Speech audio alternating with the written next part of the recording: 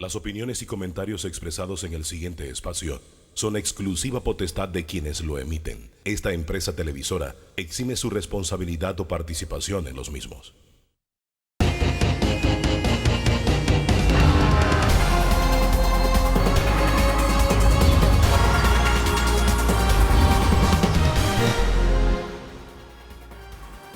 Señoras y señores, tengan todos muy buenos días. Bienvenidos a Debate Abierto Dominical. Hoy vamos a iniciar en el estudio con la presencia aquí del ministro Alejandro Rojas, que ha estado al frente de todo este tema, desde el punto de vista económico, acompañando al presidente de la República, Laurentino Cortizo. Danilo Toro, como todos los domingos, está con nosotros. Buenos días. Señor Rojas, vamos a comenzar inmediatamente con todo este tema de los millones y millones y millones. Lo vimos esta semana en la conferencia de prensa de las 6 de la tarde anunciando una serie de partidas o presupuestos para apoyo al sector agropecuario, a la pequeña y mediana empresa, en fin.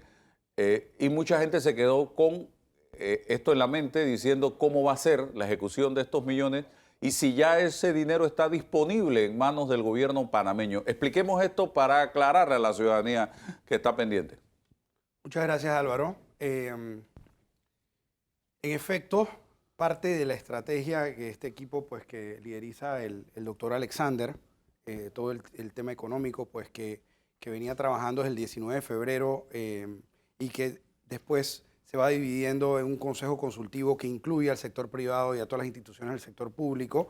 Parte de la estrategia es tratar de traer la mayor cantidad de dinero posible a Panamá, o sea, traer la mayor cantidad de liquidez posible a la República. Y parte del tema tiene que ver con que en el mundo hay una crisis de liquidez gigante que han salido a tratar de resolver imprimiendo dinero por todos los países, andan imprimiendo dinero por todos lados. Panamá no tiene esa ventaja. Panamá no tiene un banco central, como hemos dicho. No tenemos cómo voltearnos e imprimir dinero. Eso significa que si el mundo estaba corriendo por liquidez, el doctor Alexander y el equipo del MEF, que es un equipo de expertos y demás, tomaron la decisión en determinado momento que los mercados estaban completamente cerrados. No había liquidez en el mundo y los mercados, no había apetito de compra de ningún bono, de ninguna deuda de ningún país, y pues se vio una oportunidad específica y esto, digamos que en finanzas públicas no son palabras típicas, pero o sea, nos arriesgamos. Panamá se arriesgó y exitosamente, se arriesgó a salir al mercado y exitosamente, en ese momento se estaban buscando 1.500 millones de dólares, exitosamente colocamos 2.500 millones de dólares. En un momento en el cual el resto del mundo no solo no se había atrevido a ir a los mercados. La semana justo antes, el mundo estaba teniendo dudas de la economía de los Estados Unidos de América. Por primera vez estábamos teniendo porcentajes negativos de la percepción del tesoro de los Estados Unidos. Es decir, el mundo estaba pensando, oye, Estados Unidos pudiera quebrar. Y Panamá, durante esa semana, se aventura a buscar esos dineros. O sea, fue un riesgo calculado y fue exitoso. Y resulta que el día antes era imposible entrar a los mercados. Y el día después se volvieron a cerrar y fue imposible.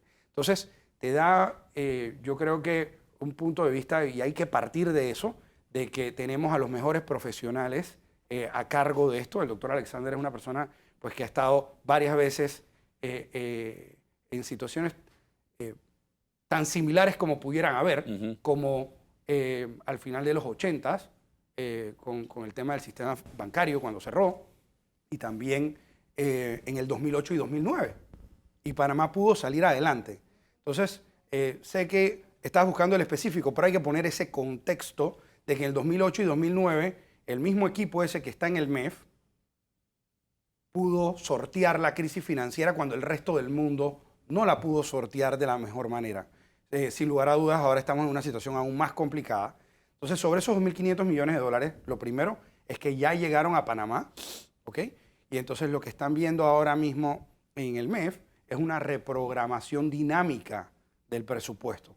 Es decir, en base a estas realidades, qué ajustamos y qué no ajustamos, entendiendo, Álvaro, de que va a haber una caída gigante en los ingresos del presupuesto, o sea, de los ingresos del Estado, que es como el Estado recibe el dinero, ¿no? Porque el dinero uno lo puede conseguir o endeudándose o con los impuestos. Y en este momento, precisamente el gobierno hace más de un mes tomó la decisión de decir, hey, si no puedes pagar, no pagues, vamos a atrasar, vamos a generar una moratoria, vamos a atrasar todo para que bajaran un poquito los niveles de ansiedad. La gente debe tener claro cómo se maneja este tema de presupuesto. El gobierno hace un presupuesto para el año, ponte, por poner una cifra, de $1 millón.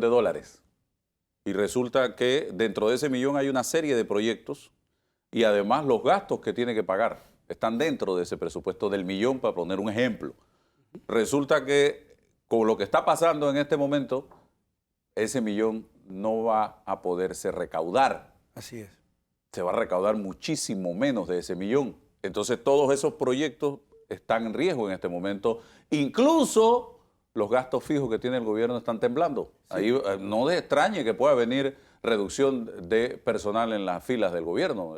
Bueno, antes que eso los viajes se acabaron, se están haciendo recortes masivos por todos lados, pero ahondando un poquito en esa reflexión, la palabra es presupuesto. O sea, es pre a lo que supuestamente pase. ¿Ok? Ese es lo primero. Y lo segundo es que ese dinero, cuando algunas personalidades políticos hablan del presupuesto y tratan de desinformar, porque ellos sí conocen de este tema, si el presupuesto de Panamá es $23 mil millones, no es que hay $23 mil millones en una cuenta. Hay gente que piensa que eso está allí. No, nunca en la historia de la República han habido $23 mil millones en una cuenta. Porque ¿qué es lo que es un presupuesto? Vamos a un ejemplo de la gente. Si yo gano $800 al mes, ¿verdad? Yo a lo largo del año, con el 13º mes, gano $11 mil. ¿Ok? O lo que dé la matemática, $11 mil.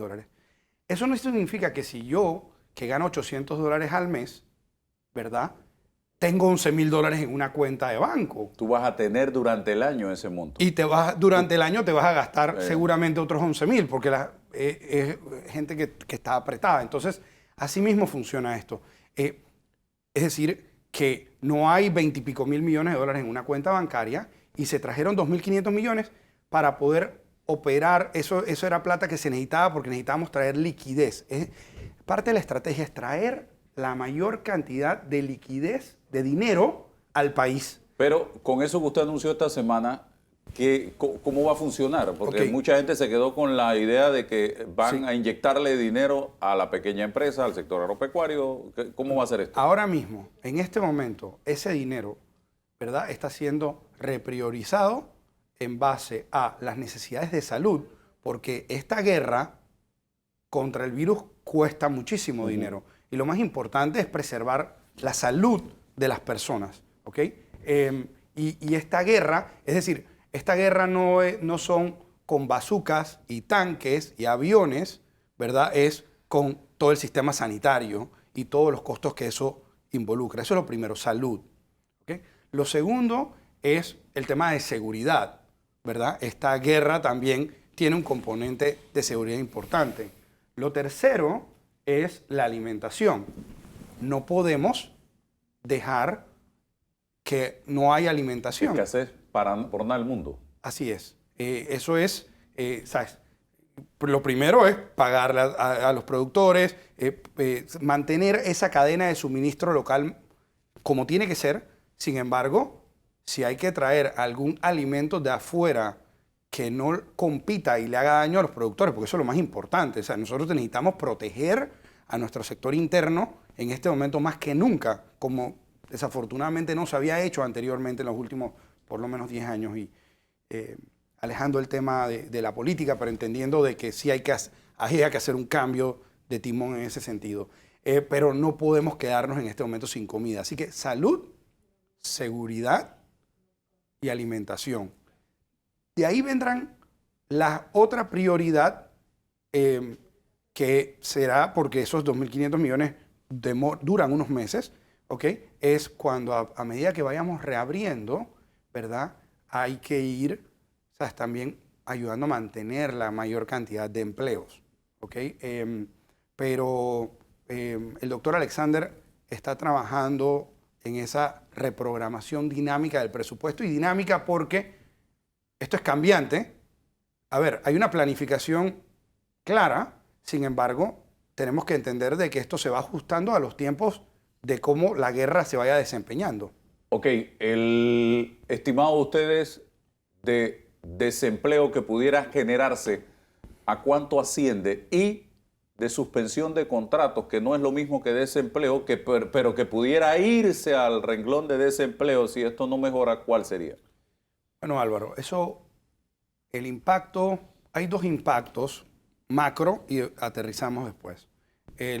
Un impacto es cómo esto impacta las finanzas públicas, ¿sabes? Cómo impacta los ingresos y los egresos que tiene el gobierno central, que es una parte importantísima de la economía total.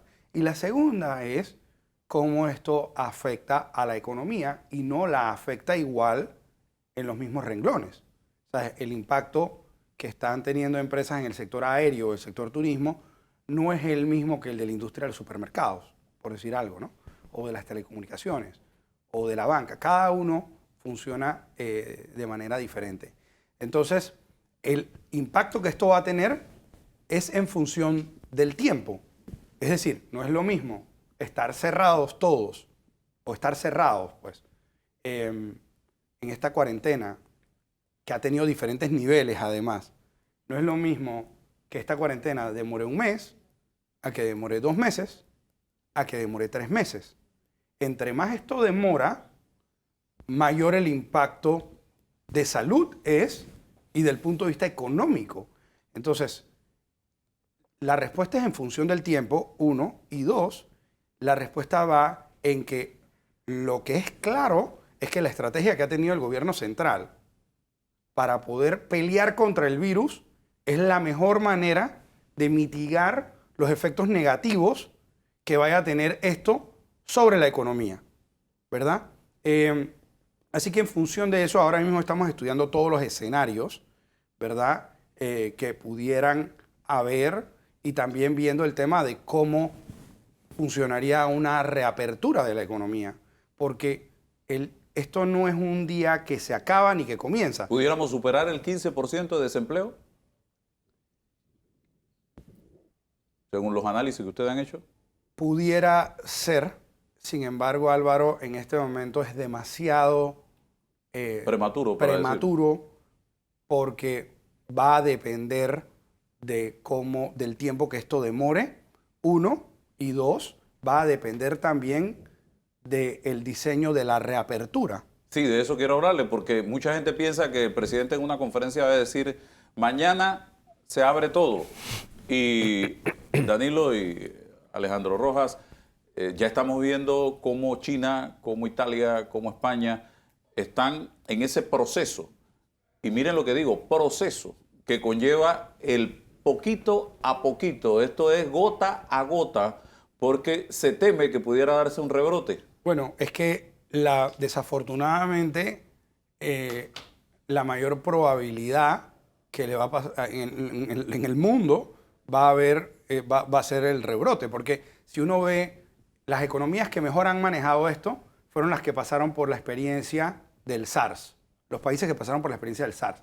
Entendieron en ese momento que había que cerrar lo antes posible. Entonces, cuando vemos a Hong Kong, a Taiwán, a Singapur, a Japón, a Corea, a China, son países altamente educados, disciplinados y adicionalmente tecnológicamente avanzados, porque hay un componente gigante en este tema de la tecnología, porque tiene que haber un monitoreo de las personas que tienen para poder después entender con quién esa persona pudo tener un contacto el día que se reabra, ¿ok?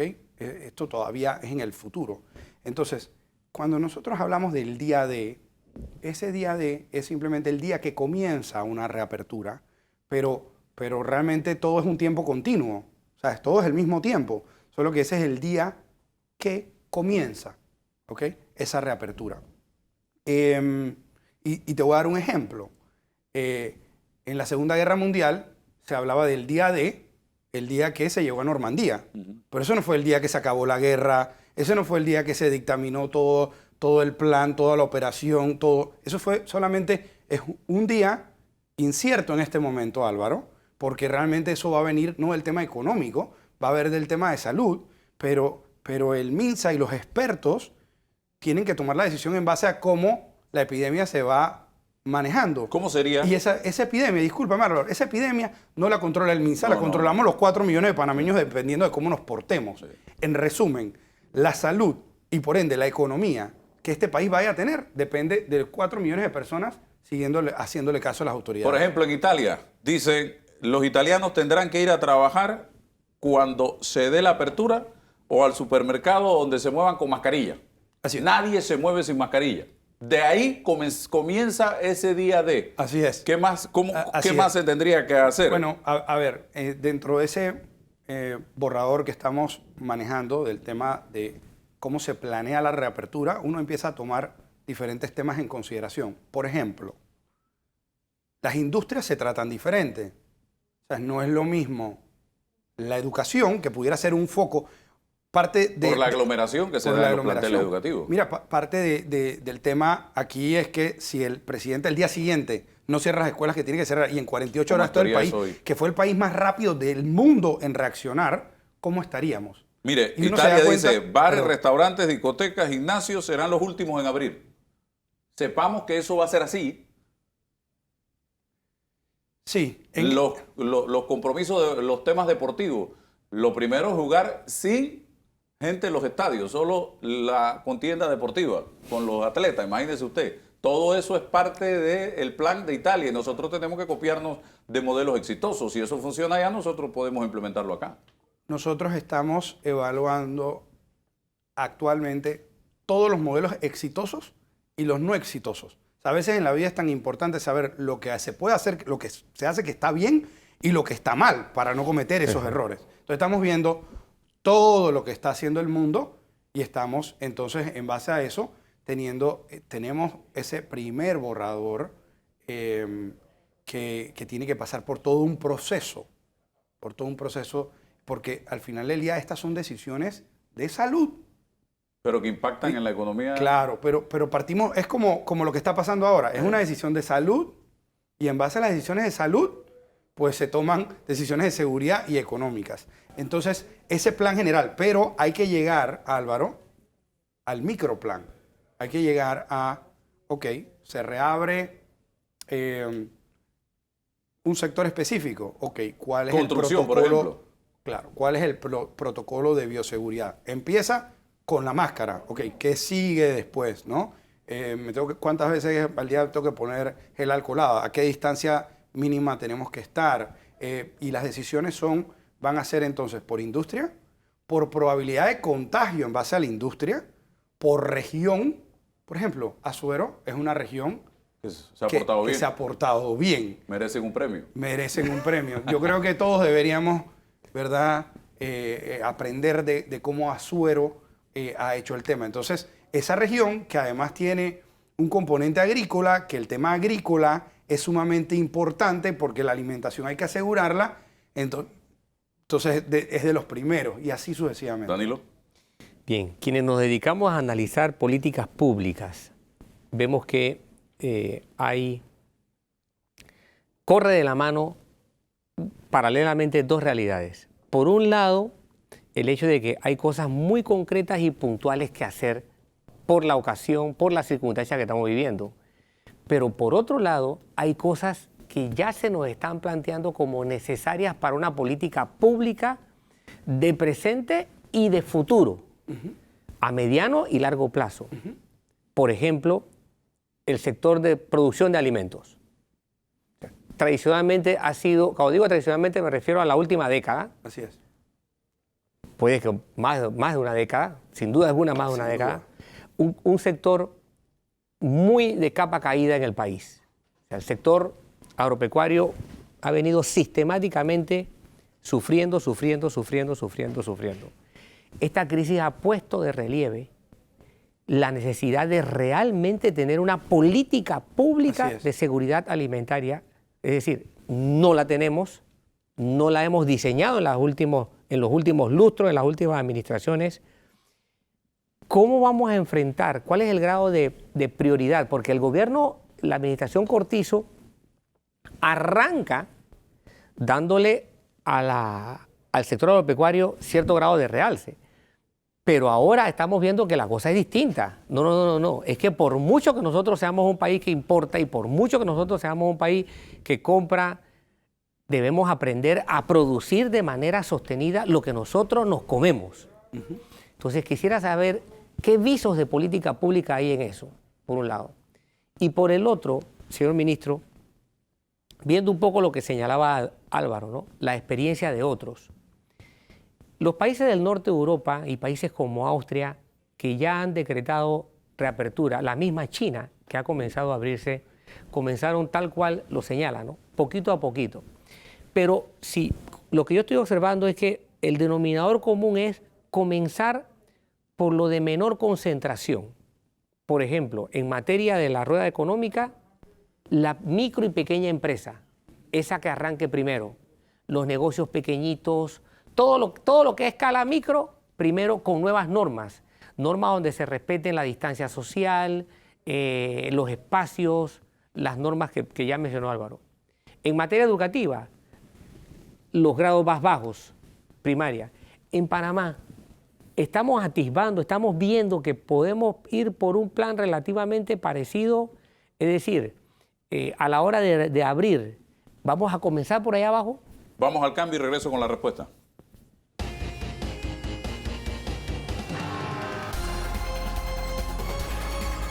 Bien, seguimos adelante. Está con nosotros el ministro Alejandro Rojas para responder la pregunta que le hizo Danilo Toro. Ministro. Sí, sin lugar a dudas, parte de lo que ha venido pasando en las últimas décadas es que el sector agro se ve en proporción al Producto Interno Bruto, ¿no? Entonces, economistas tomaban decisiones, o los mandatarios tomaban decisiones, es decir, no, vamos a enfocarnos en la región interoceánica, vamos a enfocarnos en la construcción, vamos a enfocarnos aquí, porque eso solo representa el 2% del Producto Interno Bruto. En algún momento era muchísimo más. Porque no solo la economía ha ido creciendo mucho, 6% en los últimos 15 años, sino que además, pues, fue un sector olvidado que después que se firman los tratados de libre comercio, nunca se hizo esa agenda complementaria. No se siguió una política pública que sí le tocó a los últimos 10 años del punto de vista de que pues, se hicieron los tratados de libre comercio, pero tendría que pasar algo. Esa agenda complementaria incluye el tema de tecnología, el acompañamiento técnico y el financiamiento. Entonces, esos tres temas van a ser de vital importancia en la reconstrucción del sector, tomando en cuenta que, uno, en este momento la seguridad alimentaria, después de la salud y la seguridad, es lo más importante. Es más, la seguridad va a ser en función de la salud y de la seguridad alimentaria. Porque si no hay alimento no hay salud. Así es. Y si es no hay alimento... una cosa que va de la mano de la otra. Y si no hay salud... Y si no hay alimento no hay seguridad, porque se cae todo, ¿no? El hambre tumba todo. ¿Ok? Entonces, por eso siempre son esas tres cosas, ¿sabes? Salud, seguridad y alimentos. Y todos los enfoques van a ir hacia allá. También porque en el sector agro, ¿verdad? Un 14% de la población trabaja directamente y un 15% indirectamente. Entonces, ese 30% casi son 1.200.000 personas. Son 1.200.000 personas que además que necesitamos que produzcan para que todos comamos, pues también esas personas tienen que sostener a sus familias y demás. Y tres, porque del punto de vista económico, y acabamos de hablar de 1.200.000 personas que tengan empleos, mantener empleos es clave, pero el otro tema que es tan clave es la liquidez. Es decir, en términos más coloquiales, es que haya dinero moviéndose internamente en la economía, y para que haya ese dinero moviéndose internamente en la economía, tomando en consideración que estamos perdiendo mucho dinero que antes venía, como el dinero que venía antes del turismo, que ahora lo vamos a perder, si seguimos, entre más importemos, más vamos botando dinero. En cambio, entre más produzcamos internamente y mantengamos el dinero aquí, todos vamos a tener un poco más de dolaritos. Entonces, el agro es fundamental por seguridad alimentaria, uno. Dos, para mantener los empleos de esas 1.200.000 familias, personas, pues. Y tres, del tema de la liquidez, es decir, que los dineros se mantengan aquí. Entonces va a haber un plan importante e incentivos en ese plan de reactivación, incentivos para que las empresas le metan agrotecnología. Vamos a dar ejemplos para aterrizar. Arroz. Las empresas que inviertan en nivelación a láser y riego, pues puedan acceder a incentivos o beneficios fiscales y ese tipo, o a más préstamos, o a más acompañamiento técnico, porque precisamente esto genera, y es desafortunado porque ahora estamos hablando de qué pasa con esa reapertura, pero la verdad es que estamos ahora mismo, antes de poder, ese es el momento cuando ya ganamos la guerra de salud o la tenemos controlada después de ese momento. Pero en este momento estamos en la mitad de la guerra y hay personas allá afuera en situaciones muy complejas, ansiosos, que hemos tratado de ir rápidamente quitándole ansiedades con el tema de los préstamos, con el tema de los servicios básicos, pero todavía hay ruidos y cosas que tenemos que resolver y obviamente que es importante garantizar que las personas puedan tener esa alimentación. El otro tema que es importante, y sé que el tiempo se acaba, es que en este momento, por las aglomeraciones son enemigos de nuestra salud y enemigos de nuestra seguridad. Entonces, parte de esto es que estábamos teniendo el empuje más grande que ha habido en la historia de este país para digitalizar las cosas. Yo creo que se ha visto cómo todo se ha vuelto digital, la Caja de Seguro Social, el registro público y muchos procesos que están pasando online. Por ejemplo, las suspensiones, que hago un llamado al sector privado de que es importante de que registren sus suspensiones laborales en el Ministerio de Trabajo y en el Mitradel. Eso es muy importante para poder tener esa base de datos. Entonces, pero es muy importante entonces esa digitalización porque nos protege en la guerra del virus, ¿ok? Pero además, ¿verdad?, hace que la economía actual que tenemos siga andando, ¿ok?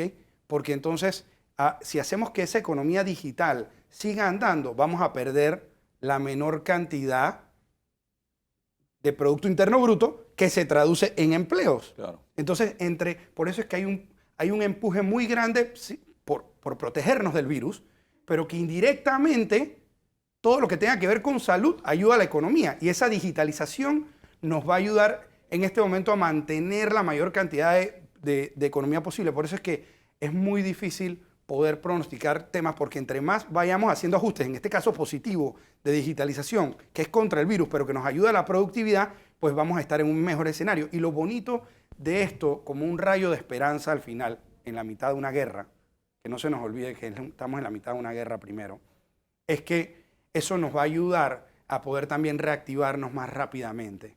Y nos va a ayudar entonces a ser más competitivos y más eficientes.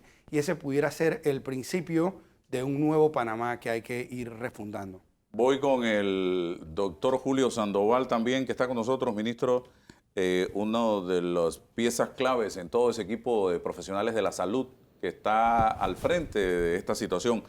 Pero un mensajito al gobierno, una manera de poner a circular dinero y que no se vaya también es contratando la mayor cantidad de empresas panameñas para todas las cosas que necesite papá gobierno y no irnos a empresas extranjeras si aquí en Panamá hay empresas que pueden hacer el trabajo.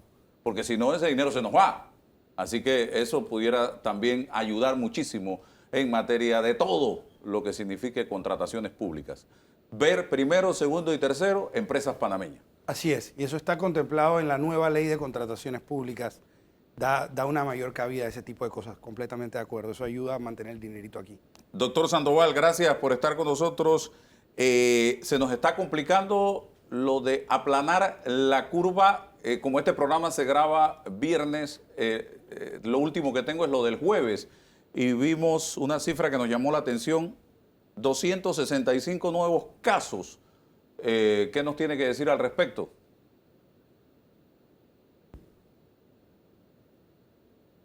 Tenemos problemas con el audio. Vamos a ver. Buenos días, Álvaro. Buenos días. Gracias por la oportunidad. Un saludo a tu teleaudiencia.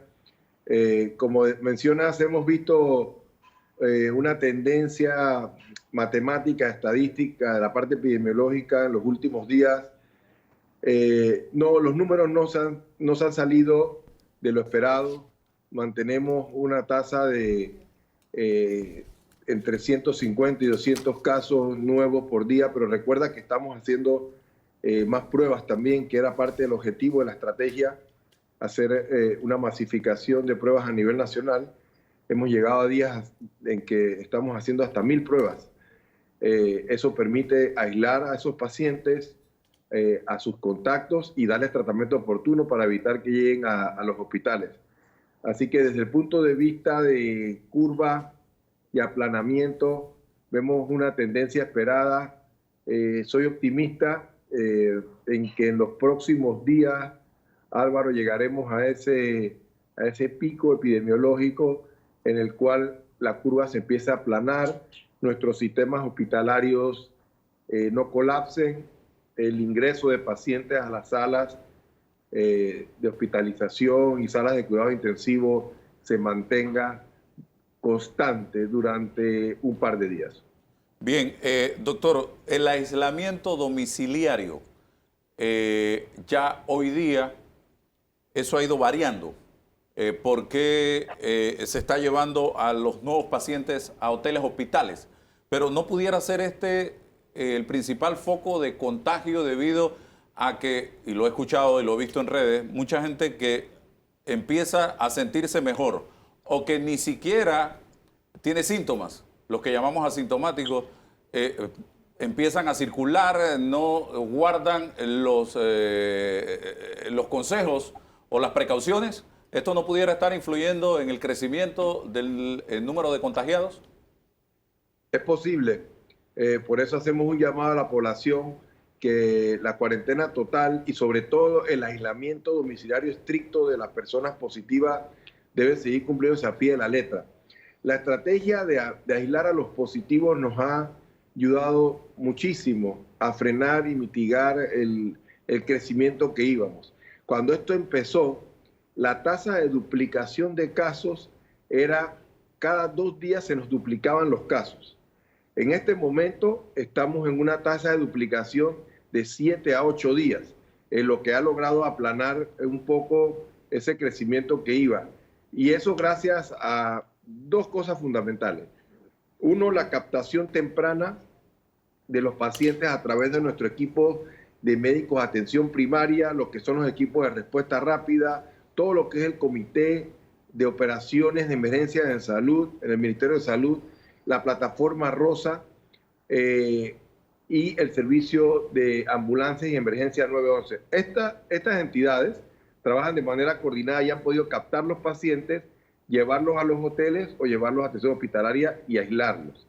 Y la otra estrategia, Álvaro, que tú mencionas del cerco domiciliario o aislamiento domiciliario, los pacientes que están positivos, asintomáticos o que tienen síntomas muy leves y que tienen las condiciones necesarias para estar en su casa, es decir, no viven con una persona adulta mayor o con una persona con alguna debilidad o más miembros de la familia que puedan contagiar o tienen un cuarto en su residencia que puedan mantenerse aislados. Estos pacientes, la recomendación es que se mantengan en aislamiento domiciliario, pero con control y supervisión médica. Y ahí la población tiene que ayudarnos acatando eso. Eres positivo, tienes las condiciones para estar en tu casa, pero tienes que seguir esas recomendaciones y no andar flexibilizando ningún tipo de estas medidas. Dentro de la literatura que he estado viendo relacionada con todo este tema, me percato de opiniones de médicos italianos, de españoles y de Costa Rica que hablan, ustedes médicos, yo no, de el manejo equivocado que se ha dado al tema al principio de la pandemia, y hablan de coagulación por microtrombos que se forman en el endotelio.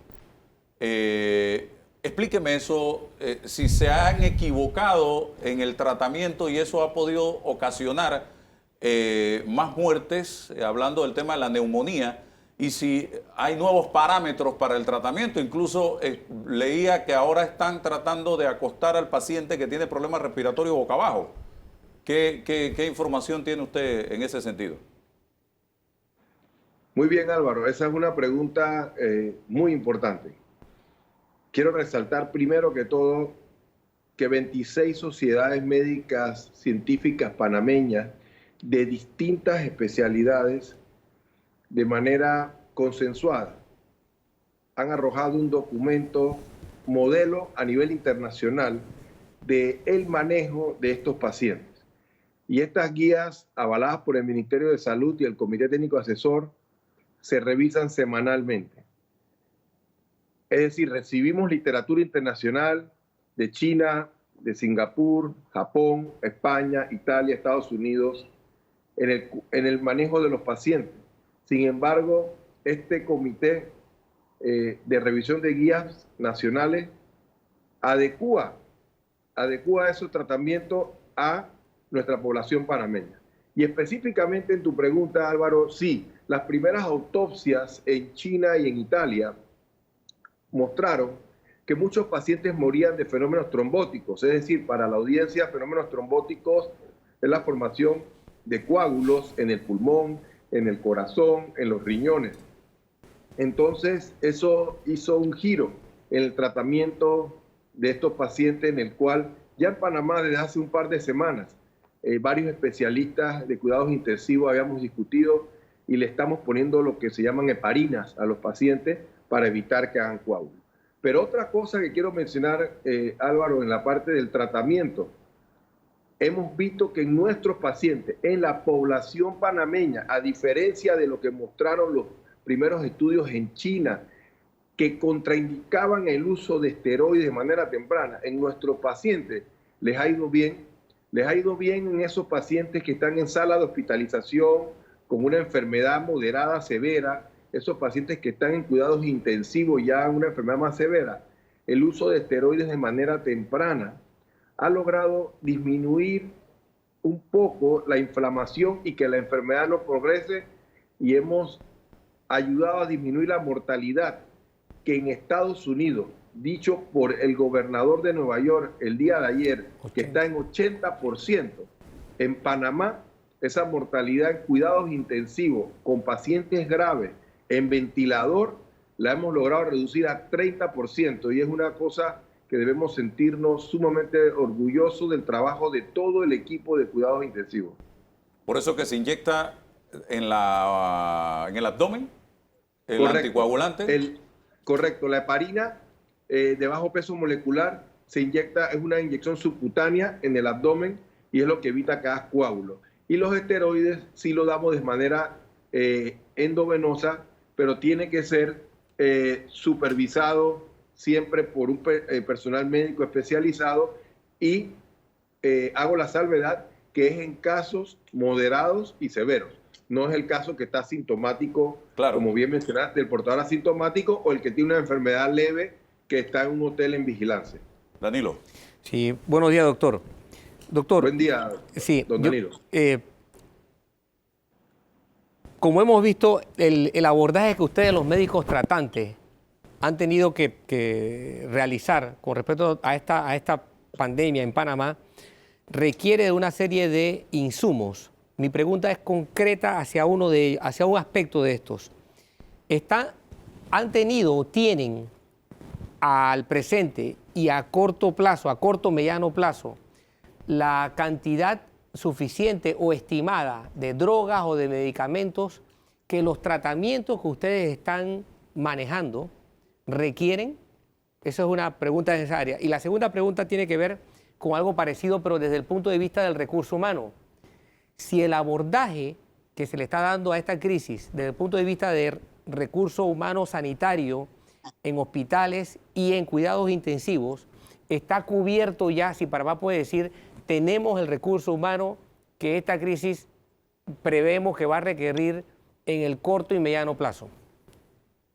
Gracias, profesor Toro, y le agradezco la pregunta, muy oportuna la pregunta.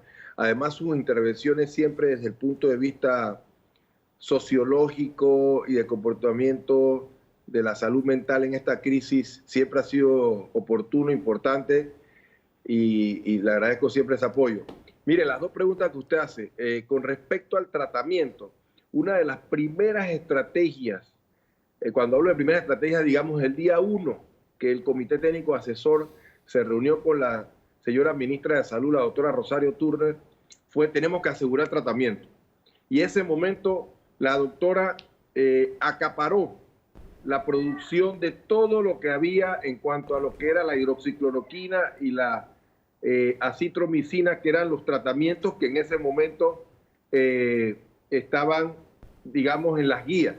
Así que ella aseguró el tratamiento para la población en los casos leves. Así que sí contamos con eso. Luego se han ido sumando, profesor, algunas terapias, como por ejemplo, les menciono, el uso de los esteroides, las heparinas. Hay un medicamento que es un anticuerpo monoclonal que se llama el tocilizumab.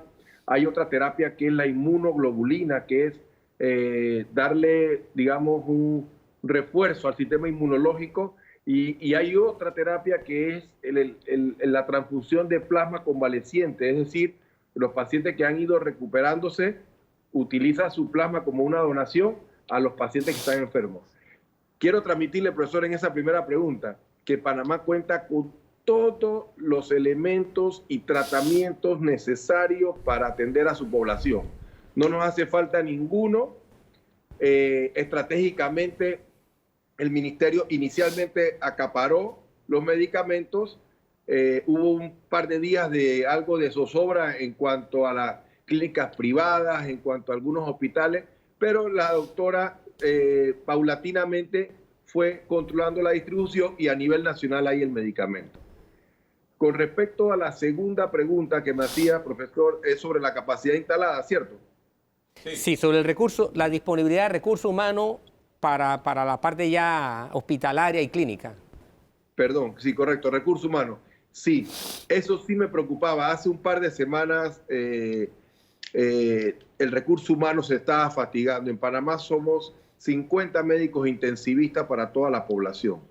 Estábamos haciendo jornadas de 12 horas, a veces más, viendo entre 6, 8 y 10 pacientes graves, con respirador, con una serie de medicamentos.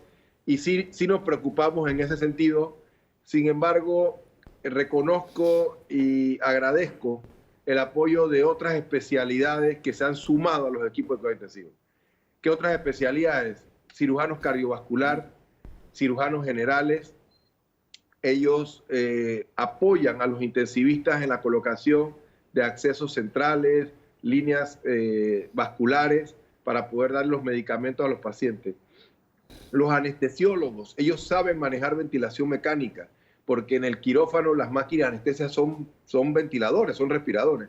Ellos se han sumado a los equipos de cuidado intensivo al pase de visita, lo que ha permitido que reestructuremos el trabajo en los intensivos y nuestros médicos intensivistas no se fatigaran. Bien, para cerrar brevemente, doctor, que se me acabó el tiempo. ¿Cómo no? ¿Cómo usted nos ve saliendo de esta crisis? Y lo otro, el sentir de un hombre que no estaba en esto el día 8 de marzo, porque esto comenzó el 9. Hoy día, como intensivista, que ha estado de turno prácticamente 24 horas al día, 7 días a la semana. Esas dos preguntas para cerrar. Gracias, Álvaro. Yo nos veo saliendo, yo soy optimista, yo soy médico de cuidados intensivos y nos toca enfrentar situaciones muy graves con los pacientes que están entre la vida y la muerte. Eso es mi especialidad y a diario lo vivimos y trabajamos con eso. Yo soy optimista, yo nos veo saliendo de esta crisis. Vienen 2 semanas difíciles. apertura del hospital modular la próxima semana nos da un respiro al sistema. Nuestra unidad de cuidado intensivo ya estaban llegando a su máxima capacidad. Ese hospital modular nos va a dar un respiro, así que yo nos veo conteniendo un par de semanas el flujo de ingresos a los hospitales de cuidado intensivo y ya logrando ese aplanamiento de la curva y saliendo fortalecidos, sin bajar la guardia como país de esta situación y salvando la mayor cantidad de vidas de nuestros pacientes. ¿Cómo me siento yo? Prefiero hablarlo a nombre de todos mis colegas intensivistas. Muchos nos hemos ido por semanas en nuestras casas para evitar llevar cualquier tipo de contagio a nuestras residencias. Eso ha sido difícil. Tengo enfermeras, terapeutas respiratorios quedándose en hoteles cerca de los hospitales para facilitar la atención, pero tú bien sabes que el alejarse de su familia en medio de todo esto y arriesgando su vida es una situación emocionalmente complicada, pero en nombre de todo ese equipo humano que pone esa milla extra, me siento optimista, contento, feliz, que estamos dando ese esfuerzo por el país. Nos sentimos bien y agradezco a todos los que nos escriben a diario, mensajes, chat, audio, llamada de que cuídate, cuídense mucho, todos ustedes, estamos rezando por ustedes. Estamos bien físicamente y emocionalmente para seguir esta lucha, don Álvaro. Bueno, muchas gracias, doctor Julio Sandoval, por estar con nosotros. También gracias al ministro Rojas por habernos acompañado en esta primera etapa del programa. Vamos a seguir adelante con más luego del cambio comercial.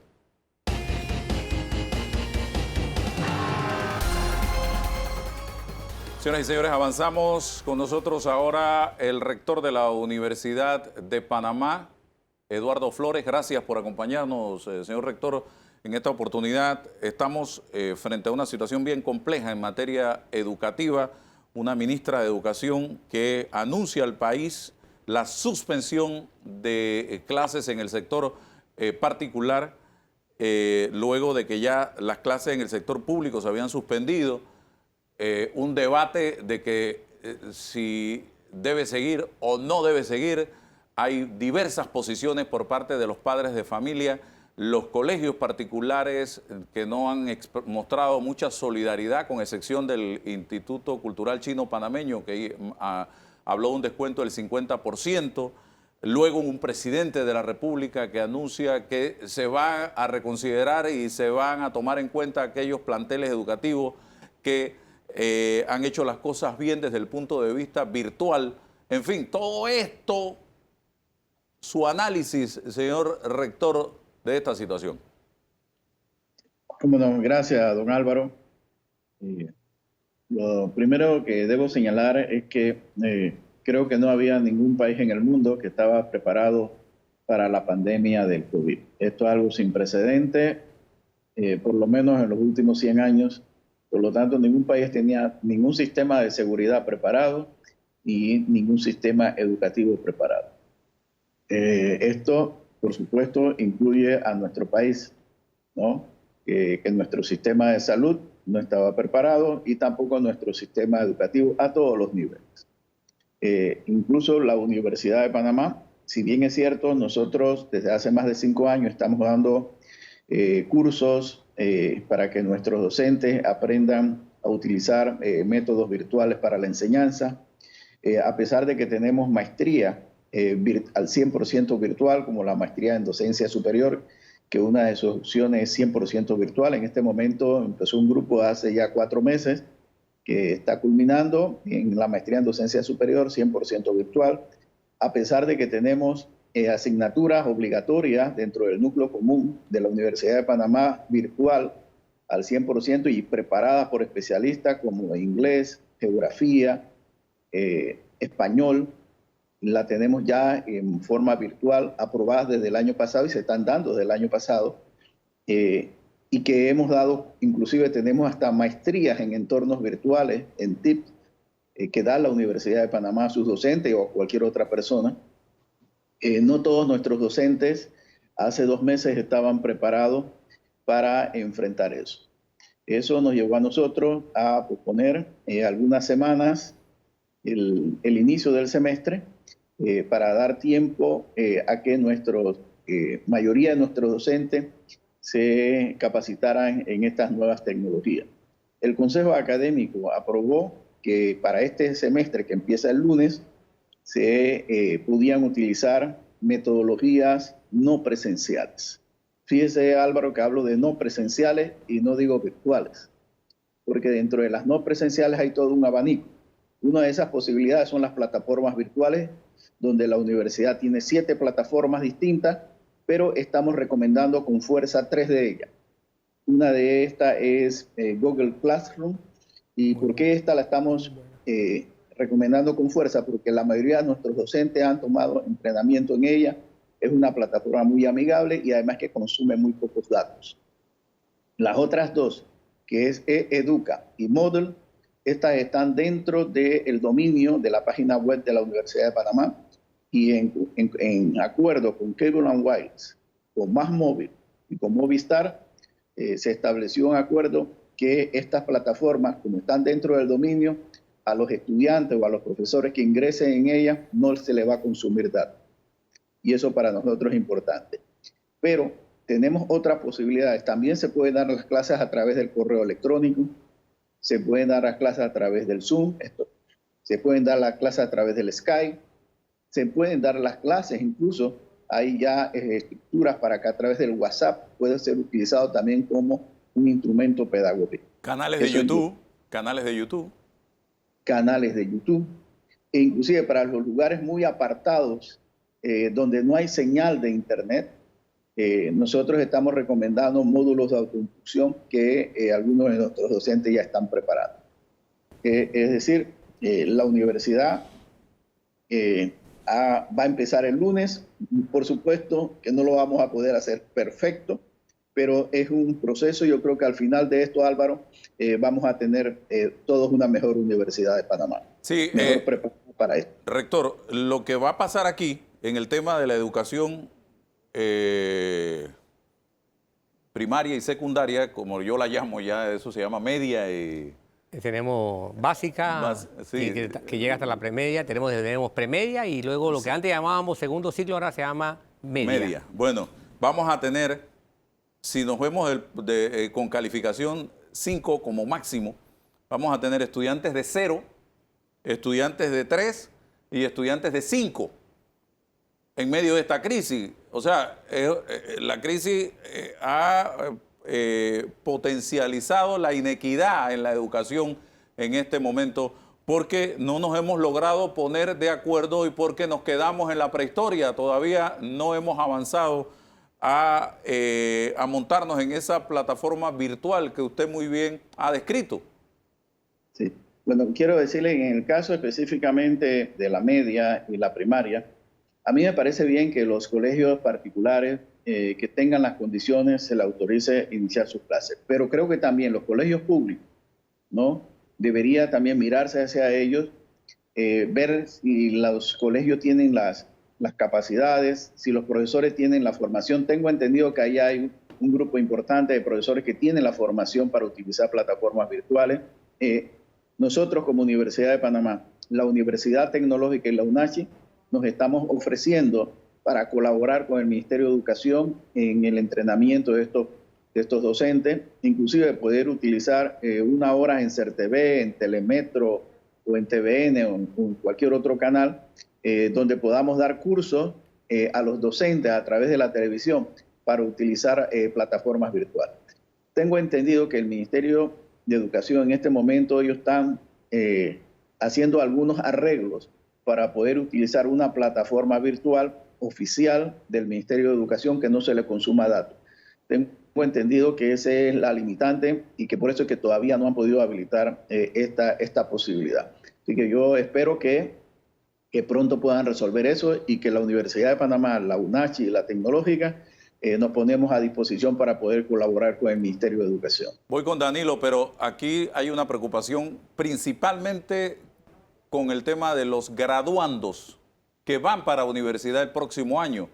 Ustedes tendrán que acoplarse a esto porque todavía no hay luz al final del túnel para comenzar clases presenciales, que es en el sector público principalmente.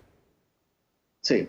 Bueno, tengo entendido que hay un compromiso que los estudiantes no van a perder en la pública ni en la particular el año escolar, que no se va a perder el año. Ya yo conversé con la viceministra de Educación. Si bien es cierto, nosotros tenemos un calendario aprobado que se aprobó el año pasado, donde está estipulado nuestra programación y la fecha para la admisión para los exámenes que deben presentar los estudiantes que quieren ingresar en el 2021. Nosotros vamos a considerar el calendario que apruebe el Ministerio de Educación para adaptar los exámenes de admisión a este calendario que ellos tengan. Nosotros, por supuesto, que no vamos a ser rígidos. Lo que teníamos y aprobamos en noviembre no son las condiciones actuales. Por lo tanto, la universidad, en función de lo que disponga el Ministerio del calendario del Ministerio de Educación, va a adaptar también su calendario, y esto va a ser llevado a los órganos de gobierno respectivos para que se apruebe y podamos entonces tener un calendario cónsono y acorde y en resonancia con el calendario del Ministerio de Educación. Danilo. Buenos días, señor rector. Buenos días.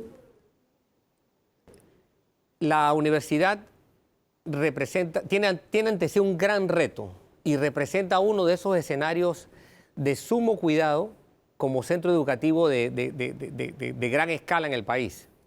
Y lo digo porque vamos a tener que convivir varios meses, por lo menos hasta que se diseñe la vacuna, con nuevos... Se fue, creo que se fue.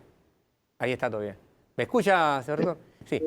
Lo escucho. Sí, vamos a tener que convivir varios meses con nuevas formas, con nuevos protocolos, todas las normas de distanciamiento social y todo lo que se requerirá para reducir la infectación.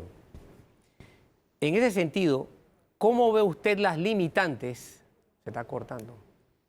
Sí, continúa. La plataforma tiene la desventaja de cuando alguien llama, se interrumpe, ¿no? Ah, ya veo. Entonces, mi pregunta es, ¿cómo ve usted el reto que tiene la Universidad de Panamá o el mundo universitario aquí, dado que en los salones hay que encerrarse con 30, 40 muchachos, los laboratorios tienen cantidades también limitadas en las que tienen que convivir docentes y muchachos? Es decir, lo tradicional ha sido concentrar mucha gente en espacios relativamente reducidos, porque una universidad, por muy grande que sea, es un espacio muy reducido. Ese reto que tiene la universidad por delante, ¿cómo lo va a enfrentar? Sí, bueno, quiero decirle que el primer reto que nosotros nos abocamos fue al proceso de matrícula. Si bien es cierto, la universidad de hace más de 5 años tiene matrícula en línea, la realidad era que el 20% se matriculaba en línea y el otro 80% venía a las facultades, hacía fila, y bueno, que querían su cupo, y esto era todos los semestres así, a pesar de que la matrícula era en línea. Este semestre, por razones de fuerza mayor, que es la pandemia, los estudiantes tuvieron que abocarse a matricularse en línea, el 100% de ellos. ¿Y cuál fue el resultado? Bueno, el resultado es que en este momento tenemos más de 73,000 estudiantes matriculados para empezar el año académico en la Universidad de Panamá el lunes. 73,000. Si alguien me hubiera dicho que esto iba a ser, que podíamos matricular 73,000 estudiantes en línea hace 6 meses, yo le hubiera dicho, eso es muy, pero muy difícil. Y se hizo. Es decir, yo creo que con un poco de buena voluntad, con un poco de esfuerzo y de compromiso, tanto de sus docentes, de sus estudiantes, nosotros vamos a construir un mejor sistema de educación superior en la universidad. Es un reto grande, es un reto grande. Alguien me puede preguntar, profesor, ¿y cómo van a hacer con los laboratorios? Bueno, quiero decirle que ya profesores nuestros se están preparando para laboratorios virtuales. Por ejemplo, aquí me hicieron llegar un manual para el laboratorio virtual de química orgánica, ¿no? Que la química orgánica es un curso experimental, 100% experimental. Bueno, ya los colegas se prepararon para hacer simulación de estructuras orgánicas a través de software donde se puede rotar, se puede combinar, se puede medir pH, se puede, bueno, toda una serie de laboratorios que algunos de los colegas me han dicho, mire, profesor, cuando esto llegue a la normalidad, yo voy a recomendar que la mitad de los laboratorios sean presenciales y la otra mitad lo hagamos de manera virtual. Porque acá en manera virtual hay muchísimas posibilidades para hacer experiencias y que los estudiantes sientan como si estuvieran en el laboratorio. Y este es un caso solamente, pero en todos los demás casos del laboratorio, en física, los profesores están ya adaptando para el sistema virtual. Quiero decirle otra cosa adicional que a lo mejor no se sabe. La Universidad de Panamá, en la Facultad de Medicina, ellos tienen un horario especial. Y la Facultad de Medicina, desde hace mes y medio, está dando clases virtuales. Nosotros, el resto de la universidad, vamos a empezar el lunes, pero Medicina ya empezó de hace mes y medio. Igualmente, la Facultad de Ingeniería de la Universidad de Panamá es por cuatrimestre, ellos tienen un horario especial. Ellos desde hace mes y medio ya están dando clases de manera virtual en la Universidad de Panamá. Es decir, faltan el resto de las facultades que vamos a empezar el lunes, donde vamos a empezar con clases virtuales. Es decir, es un reto, no todo va a ser perfecto, seguramente haya muchas cosas que corregir, pero yo creo que vamos a salir adelante en que yo creo que esto es un desafío y los desafíos yo creo que son oportunidades también. Rector, para terminar, tengo una pregunta sobre la educación en términos generales en Panamá. Esta coyuntura que estamos viviendo ha dejado claro que tenemos demasiadas debilidades en materia educativa y que tenemos ya que empezar realmente a apostar como país a la educación. Aquí se hacen cosas de manera aislada y no se les da seguimiento. Recuerdo un gobierno que le dio computadoras a todo el mundo. ¿Dónde quedaron esas computadoras? Pensando que por ahí era la cosa. Vino el otro, se acabaron las computadoras. Después vino otro gobierno que apostó al Internet para todos. ¿Qué pasó? Otro apostó al inglés y mandó profesores para Estados Unidos. Nos gastamos millones de dólares en este tema. ¿Qué pasó? Entonces, ¿cómo resolver esto de una vez por todas para lograr equidad en la educación? No llevar al sector particular a el sector público. Al contrario, llevar el sector público y equipararlo y subir juntos en materia de calidad educativa. ¿Qué hacemos? Bueno, yo creo que el primer paso que todas estas nuevas proyectos que desarrolla el Ministerio de Educación debería hacerlo en coordinación con las universidades públicas. Universidad Tecnológica, la UNACH. ¿Y por qué le digo esto, Álvaro? Aquí se han hecho proyectos, por ejemplo, de compras de equipos de laboratorio para los laboratorios de ciencia en secundaria. La universidad, eso fue hace como 12 o 15 años, la Universidad de Panamá le dijo al ministerio, oiga, ¿ustedes por qué no nos pasan a nosotros unos 5 kits de eso para nosotros enseñar a los profesores sobre esos kits? Nos dijeron que no, que eso era solamente para el ministerio. Al cabo de 2 años, profesores se nos acercaron y dice, profesor, nos dieron estos kits, pero no sabemos usarlos. La universidad no nos puede enseñar a usarlos, darnos seminarios. Y nosotros le dijimos, ¿cómo lo vamos a hacer? Si nosotros no conocemos los kits, el ministerio nunca nos quiso dar ni siquiera 5 kits de los 3.000 que compraron para nosotros poder enseñar y dar seminarios. Entonces, los proyectos que monta el ministerio, que ha montado el Ministerio de Educación, lo hace en manera autónoma. Nosotros respetamos esa autonomía, pero la recomendación es que todo esto se haga siempre en coordinación con las universidades públicas, que estamos para orientar.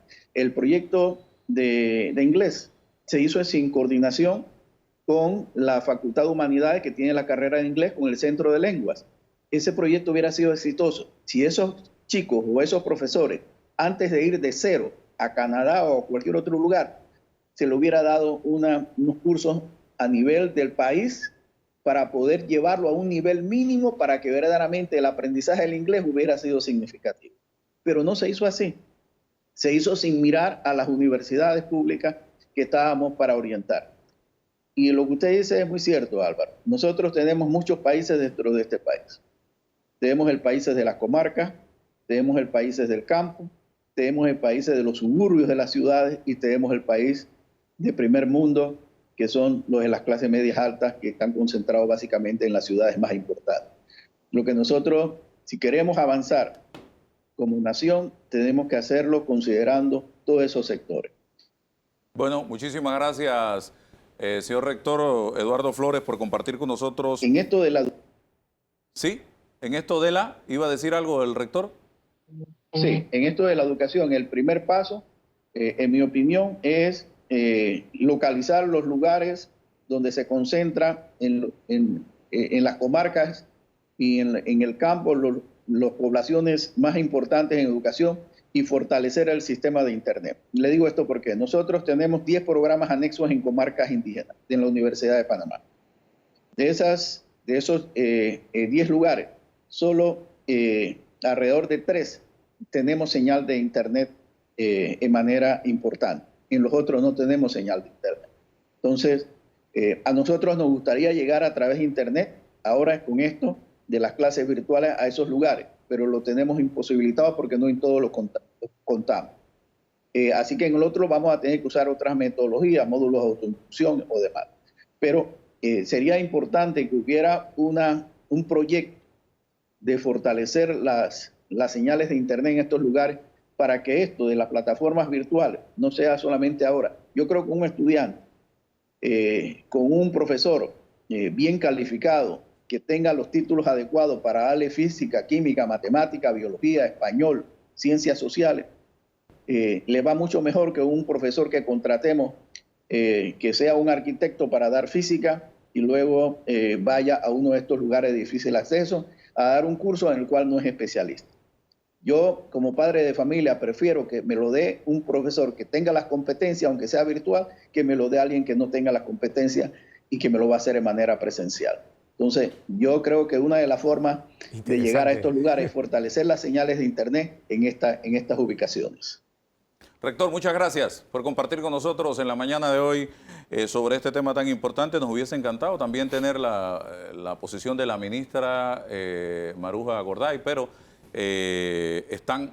imagínense ustedes cómo en este momento con el tema de las escuelas particulares. Pero bien, tengo que irme al cambio y antes de irme, todo lo que está pasando en el tema educativo particular es producto, concluyo yo, de la situación económica de muchos padres de familia. Aquí hay 5 posiciones y yo te las digo fácil y rápido. Uno, el padre de familia que dice que sigan de manera virtual, no importa, o con módulos, yo estoy dispuesto a pagar el 100%. Ese es un sector de la población. Hay otro sector que dice, yo no puedo pagar nada porque en casa quedamos sin trabajo el papá y la mamá y ahora lo que tenemos es para comer. Por favor, no puedo pagar nada. Hay otro sector que dice, yo no puedo pagar el 100%, pero oye, háganme un descuento, por favor, porque el colegio no está dando clases presenciales, por lo menos amerita que no se está gastando en luz, no se está gastando en esto, en lo otro, en funcionamiento, denme un descuento y yo estoy dispuesto a asumir la responsabilidad. Hay otro que dice, no quiero pagar nada, nada.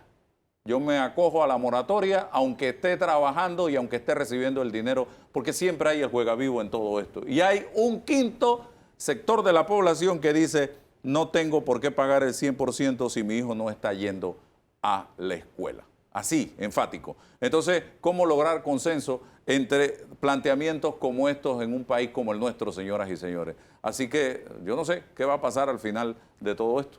Sí, ahí son 5 posiciones muy claras, Álvaro. Yo las resumo en 2, en el sentido de que están los que creen y apoyan tanto en alguna forma o al 100% el esfuerzo de hacer la formación, la educación por medios no presenciales, y los que no están de acuerdo. Mi posición es simplemente que no podemos hacerlo, recurro a tu argumento, ¿no? No podemos nivelar hacia la pobreza. Claro. O sea, el país tiene que nivelar hacia arriba. Ahora, nosotros tenemos que entender por qué tenemos la inequidad. Y no es la privación de la educación por medios no presenciales lo que nos va a nivelar. Tenemos que entender lo que en este país ha ocurrido. Porque no hay razón para que todos los educadores de este país no tengan su computadora, no hay razón para que todos los estudiantes de este país no tengan su computadora, no hay razón para que todos los estudiantes de este país no tengan acceso a Internet. O la posibilidad de comprar conectividad. Y nos estamos dando cuenta hoy. Nos estamos dando cuenta hoy del desastre que ocurrió en los años anteriores. Exacto. Por flujo de dinero del Estado que no terminaron donde debían terminar. Se improvisó demasiado. Exacto. Y no podemos también, Álvaro, no podemos recargar ahora, así como no se quiere recargar el sistema de salud, porque la crisis esta nos está llevando a que, ojo, no sobrepasemos la capacidad del sistema de salud. Todo lo que se está haciendo desde el punto de vista sanitario es para eso. Bueno, lo mismo debe ocurrir en el sistema educativo, porque una catástrofe del sistema particular obligaría a recargar el sistema oficial. Y lo que queremos evitar en salud nos puede pasar en educación. Ok. Bien, y también no puedo dejar de mencionar, porque sé que lo están pensando muchos padres de familia en este momento, la falta de solidaridad de muchos planteles educativos particulares en el tema de los costos de la educación en una coyuntura como esta. El Instituto Cultural Chino Panameño, que no me une nada con el Cultural Chino Panameño, hizo un gran esfuerzo y planteó un 50% de descuento en la mensualidad por un periodo de 3 meses, si no me equivoco. Y muchos padres esperaban algo similar, pero no se dio. Yo creo que todo esto ha influido en lo que está pasando en este momento. Vámonos a la pausa, regresamos con el doctor Néstor Sosa, un profesional de la medicina panameño que extrañamos en estos momentos porque siempre estuvo ahí al frente de la tropa en las grandes batallas que hemos librado en materia de salud en Panamá. Regresamos en segundos.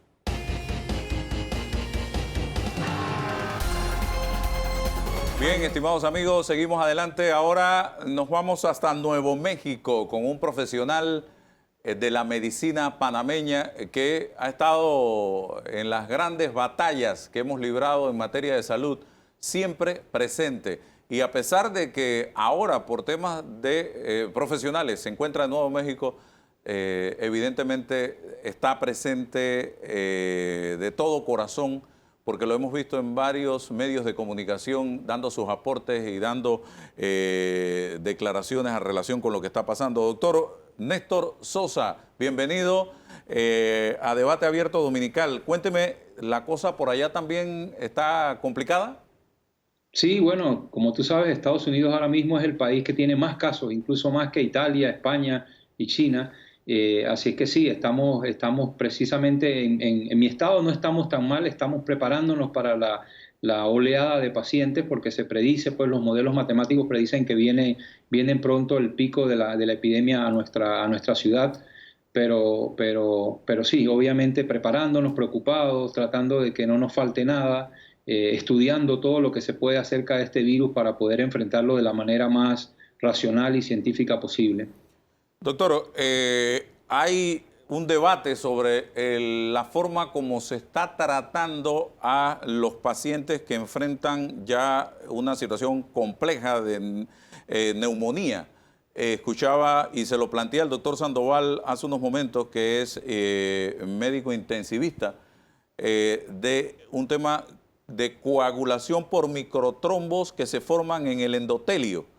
¿Qué información están manejando ustedes en cuanto a eso? Y esto se llega a la conclusión producto de autopsias que se realizaron en Italia principalmente. Sí, mira, primero nosotros sabemos desde hace mucho tiempo que algunas enfermedades, especialmente cuando son muy graves, activan la coagulación. A las infecciones producen una respuesta de inflamación en el cuerpo que además de la fiebre y las otras complicaciones activan lo que se llama el sistema de coagulación y eso puede producir la obstrucción de pequeños vasos, de vasos sanguíneos que son realmente muy pequeños en diferentes órganos. Eso lo sabíamos desde siempre, no habíamos realmente apreciado esto con este virus hasta las publicaciones más recientes donde se hace evidente que algunos pacientes en las autopsias tienen ese fenómeno. No es que no tengan lo demás, es que tienen todo lo demás, o sea, tienen la infección del pulmón por el virus, tienen el cuadro ese de dificultad respiratoria que se agrava por estas pequeñas obstrucciones también en los vasos sanguíneos del pulmón, y evidentemente es algo más que se puede tratar de combatir.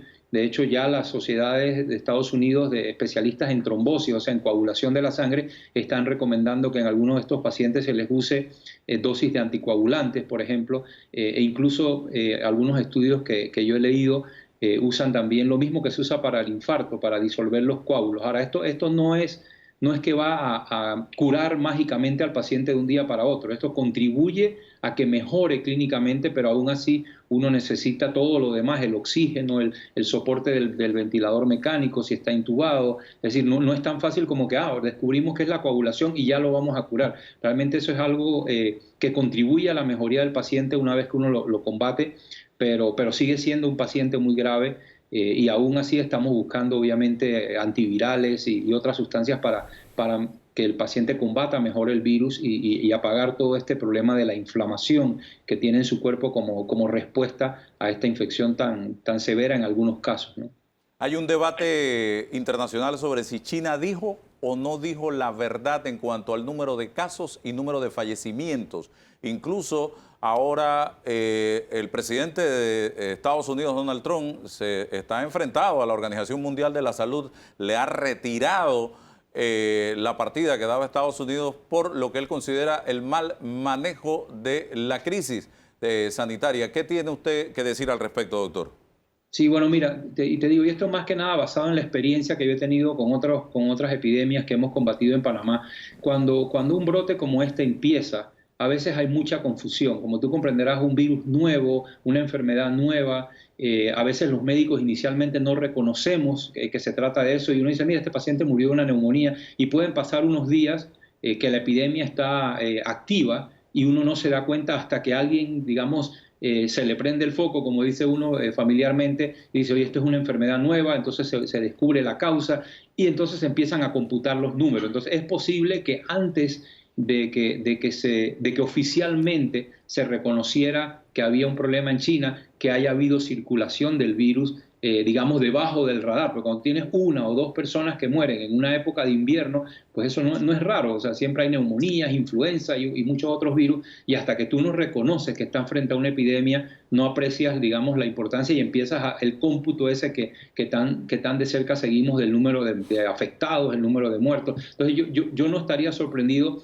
si en efecto se comprueba que esto estaba un poco debajo del radar, y también muchas veces los gobiernos, y yo lo viví en carne propia con todos los gobiernos, cuando hay una situación así, y pasa también con toda situación, hay una negación inicial. No, eso no puede ser una nueva epidemia, verifiquen los resultados. Entonces es una reacción casi humana, y obviamente un gobierno con el estilo que tiene China, pues obviamente va a controlar más la información, va a tratar de ver bien qué es lo que está pasando antes de divulgarlo, y eso pues pasan unos días que pueden ser cruciales. O sea que yo no estaría para nada sorprendido. Yo he visto incluso estudios genéticos del virus que dicen que probablemente surgió un poco antes de diciembre. O sea que hay una forma de analizar la genética del virus y te da como cuándo saltó del animal al humano, cuándo empezó a circular en las poblaciones humanas. Es lo que se llama el reloj molecular, que tú puedes, viendo las mutaciones y eso, saber hace cuánto tiempo entró. Y casualmente hoy leía una publicación en la cual los investigadores comentaban que por ese reloj molecular ellos piensan que incluso puede irse hasta septiembre, octubre el origen del virus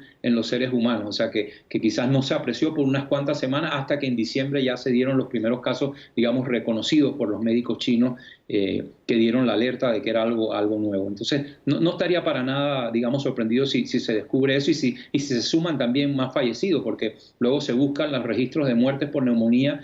Y si tú no tienes una explicación, es posible que las personas hayan fallecido por este virus unas semanas antes de lo que se reconoció, digámoslo así, ¿no? Aprovecho para preguntarle algo que también ha sido noticia, por lo menos en redes sociales y en algunos medios a nivel internacional, la posibilidad de que este virus haya sido creación de laboratorio. Sí, bueno, mira, hasta donde yo he visto, la evidencia apunta a esta evolución de un animal, probablemente el murciélago, pero con un animal intermediario. Pero lógicamente hay que tener la mente abierta. O sea, es enteramente posible que haya esa otra explicación, que alguien haya estado trabajando, y en China han estado trabajando con coronavirus porque ellos tuvieron el brote de SARS hace 20 años, y es posible que haya habido un accidente de laboratorio. No sería lo primero, yo realmente no creo que haya sido exprofeso, porque a mí como ser humano me parece increíble que alguien vaya a liberar un virus y que mate miles de personas en su propio país por alguna ganancia económica, pero que puede ser un accidente igual, o sea, como pudo haber saltado en el mercado famoso puede también haber ocurrido un accidente de laboratorio y ha ocurrido un famoso caso del virus, un virus parecido al ébola en Alemania hace muchos años que se llamaba Marburg, porque en un laboratorio allí se infectaron la gente que trabaja en el laboratorio porque hubo un manejo inadecuado de los animales. En ese momento no se conocía esto del virus y personas se afectaron. O sea que pudiera haber ser un accidente de laboratorio, pero igual también puede ser una infección natural, y hasta que no se hagan las investigaciones retrospectivas no se va a saber con certeza, y también depende de cuán cooperen los investigadores en China y el gobierno de China permita hacer este estudio hacia atrás para saber la verdad de este asunto, ¿no? Pero yo creo que son dos hipótesis. La que ahora científicamente parece la más creíble, al margen de lo que dicen las redes sociales, es que es otro salto de un virus de los murciélagos al humano, como ocurrió con el SARS hace 20 años, como ocurrió con el MERS en el Medio Oriente hace menos tiempo, hace como 6 o 5 años. Pero puede ser un error, un problema de laboratorio o sencillamente una infección natural. Doctor, dos en una. ¿Cuánto tiempo más tendrá que pasar para tener ya una vacuna contra el coronavirus? Y si vamos a tener que acostumbrarnos mientras a vivir con ese virus en la sociedad.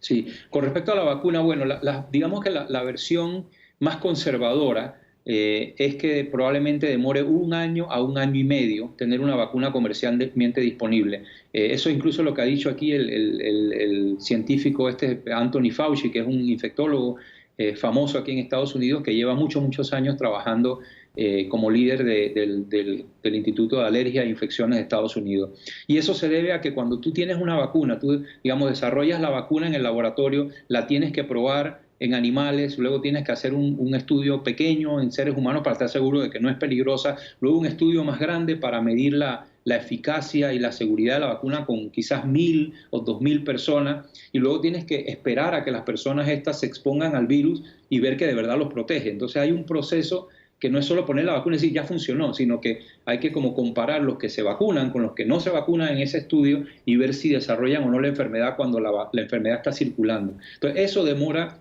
mínimo 6 o 8 meses de seguimiento para tener alguna conclusión, y luego los científicos tienen que analizar esa información y publicarla, y luego tienen que con esa información ir a las autoridades de salud, digamos a Farmacidrogas de Estados Unidos, a Farmacidrogas de Europa, a Farmacidrogas de los otros países, y presentar la información, y ahí es que se aprueba la vacuna, y entonces viene la manufactura de la vacuna. Entonces hay que decirle a la industria farmacéutica que esta es la vacuna, señores, fabríquenla, y eso requiere obviamente comprar materia prima, fabricarla en masa, cambiar la estructura de producción de la empresa para que entonces se logre vender y luego distribuir. O sea que del momento que se inventa la vacuna al momento que está, digamos, en la esquina, en la farmacia, no voy a decir una propaganda, pero en las farmacias de Panamá puede pasar un tiempo, o en los centros de salud de Panamá puede pasar un tiempo que puede ser hasta eso.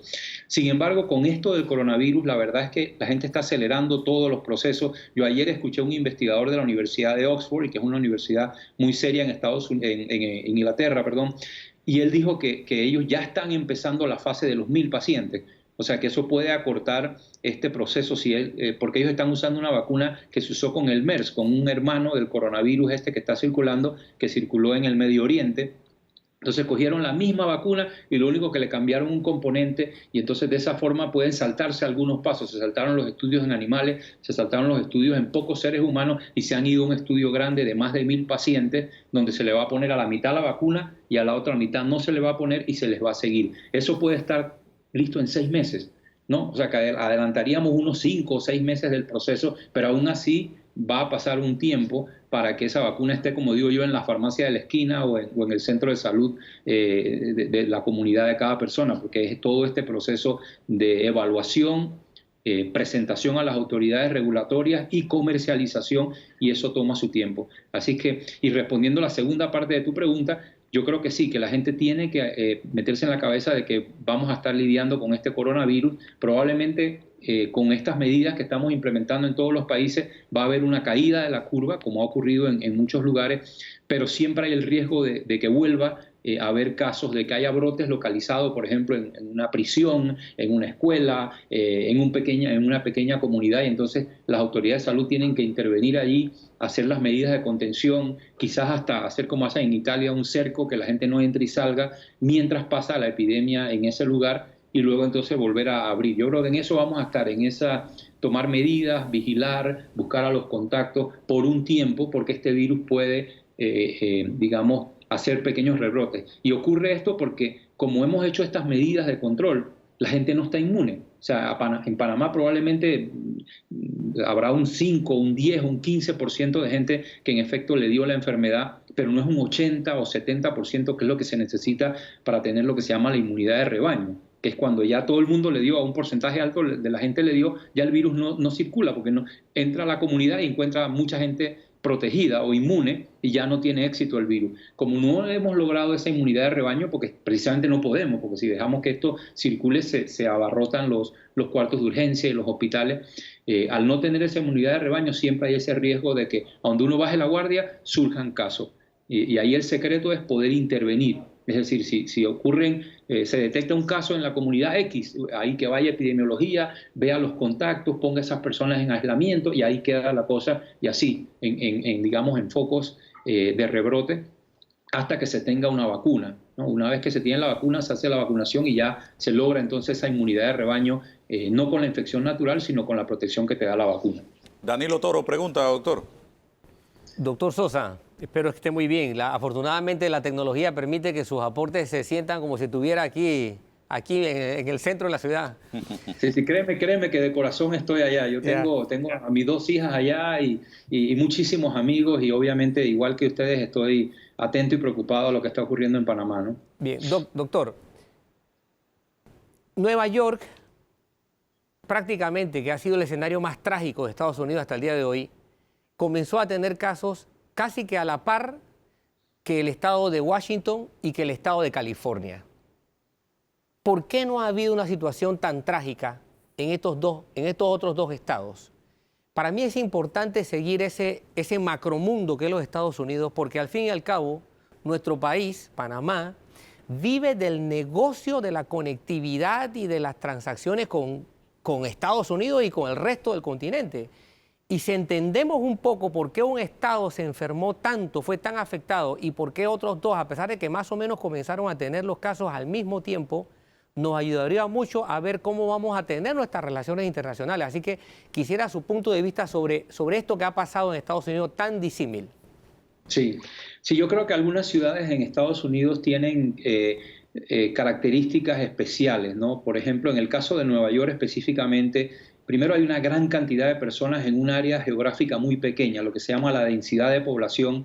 Hay otras ciudades aquí en Estados Unidos que están como más espaciadas, la gente vive en barriadas, por decirlo así, como en Panamá. Sin embargo, en Nueva York, en lo que es la capital, en Manhattan y en muchas partes de Nueva Jersey también, la gente vive en estos edificios enormes que tienen miles de personas dentro.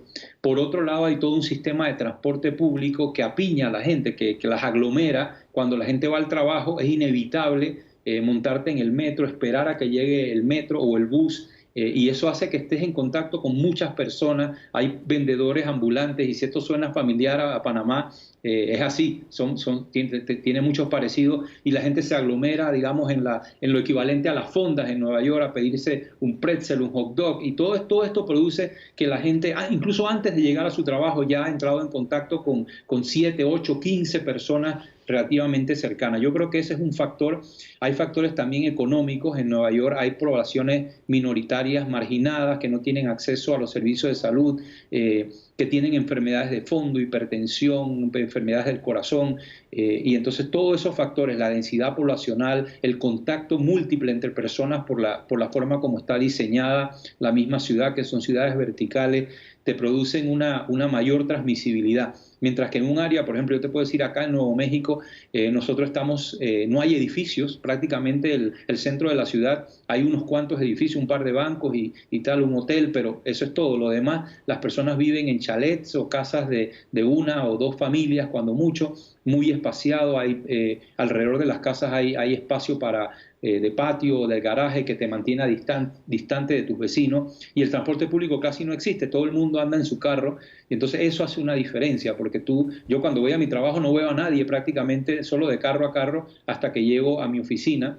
Y en Nueva York es completamente distinto. En Nueva York en un semáforo pueden haber 200 personas esperando para cruzar una calle, sin mentirte, en el momento de la hora pico. Entonces yo creo que son factores que hacen que haya diferencia entre unas ciudades y otras. Obviamente hay ciudades que implementaron medidas de control y estar en casa antes, y eso también ayudó. Entonces todo esto son puntos que le hacen más fácil o más difícil al virus transmitirse de persona a persona. Sí, doctor, para cerrar, se habla del Remdesivir como un medicamento experimental que ha sido muy efectivo en la recuperación de los pacientes.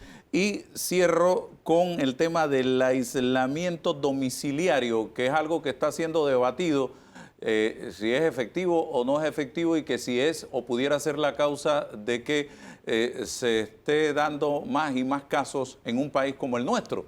Adelante, doctor. Sí, bueno, el Remdesivir ahora mismo es el antiviral que tiene, digamos, el más promisorio, el más prometedor de todas las drogas. Incluso la evidencia que se tiene hasta ahora, en mi opinión, es más sólida que lo que se tiene con la hidroxicloroquina y cloroquina, que son drogas que ya se siguen probando. Sin embargo, todavía no hay un estudio doble ciego, nosotros llamamos aleatorizado, doble ciego, controlado, con gran cantidad de pacientes que demuestre la eficacia y seguridad. Han habido estudios pequeños, han habido comunicaciones de prensa, como quien dice que la gente deja escapar una información preliminar, pero yo no tengo en mis manos ningún estudio de buena calidad, lo que los científicos llamamos un estudio de buena calidad, de evidencia tipo 1A, que es la mejor, que me diga que el Remdesivir es eficaz, pero tiene... lo que se ha publicado hasta ahora indica que sí puede tener actividad antiviral, y esta es una sustancia que impide al virus copiarse dentro de la célula, o sea que tiene sentido, tiene actividad en el laboratorio, se ha usado para otros virus, no con mucho éxito, pero sabemos que es un medicamento relativamente seguro porque se empleó bastante con el ébola, no funcionó con el ébola, pero la información que se generó durante los estudios de ébola nos permite saber que no tiene una toxicidad tremenda, sino que, bueno, como todos los medicamentos tienen sus efectos adversos, pero aparentemente es bastante tolerable. Yo creo que el aislamiento en casa, que es la segunda pregunta que me hiciste, es crucial. Yo no creo que eso contribuya a la transmisión de la enfermedad, porque lo que ocurre con esta enfermedad es que si tú tienes el virus y entras en contacto con muchas otras personas, lo disemina. El estar en casa, bueno, el riesgo que se lo contagies a tu familia inmediata, pero si tu familia inmediata, la que está en la casa, también se queda en la casa, hasta ahí queda la cosa. No, me refiero a que en otros países todo el mundo se lo llevan a algún lugar, no se queda en casa.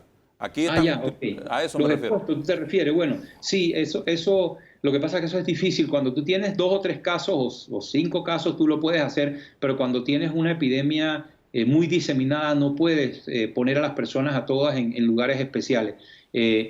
Por ejemplo, una situación que estamos haciendo acá en Nuevo México es que específicamente para los trabajadores de la salud y lo que llaman los first responders, los policías, los bomberos, las personas que trabajan en las ambulancias, se les ofrece esa alternativa de que si ellos han estado expuestos a una persona infectada, se pueden quedar en un hotel pagado obviamente por su organización o por el gobierno para no volver a sus casas. Pero las personas, digamos, que están en la comunidad, que se exponen o se infectan con el virus, se les manda a su casa. O sea, realmente yo creo que no se puede costear el hotel o una estadía, y tampoco se pueden llenar los hospitales de gente que no están enfermas por el solo hecho de o que no se sienten mal por el solo hecho de proteger a la familia inmediata. Desafortunadamente la gente tiene que ir a su casa, y hay instrucciones en la Organización Mundial de la Salud de qué hacer en tu casa para proteger a tu familia, ¿no? Si eres mandado a tu casa.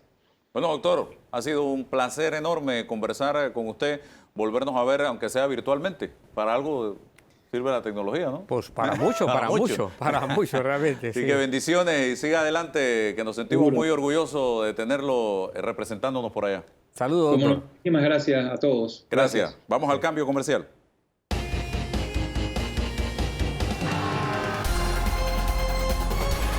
Bien, seguimos adelante. Un factor que es sumamente importante en un momento como el que estamos viviendo, donde realmente no se están cumpliendo con patrones del día a día en materia democrática, porque se hacen, y en materia de institucionalidad, por la coyuntura que estamos viviendo, es la transparencia. Hay que jugar a la transparencia, apostar a la transparencia 24/7. Está con nosotros Carlos Barzallo, de Transparencia Internacional, capítulo de Panamá. Don Carlos, gracias por acompañarnos en esta oportunidad. Transparencia, transparencia y transparencia en todo lo que sea manejo de los fondos públicos en este momento en que se necesita comprar esto, aquello, contratar esto, contratar aquello. Don Carlos. Sí, muy buenos días, Álvaro. Sí, muchas gracias por la invitación. Sí, no puedo más que coincidir con la forma que se ha hecho la introducción. Transparencia, transparencia, transparencia. El problema es que la palabra está muy utilizada, en algunos casos mal utilizada, desnaturalizada. La transparencia es muy necesaria en estos tiempos, siempre lo es, en estos tiempos es más, salva vidas.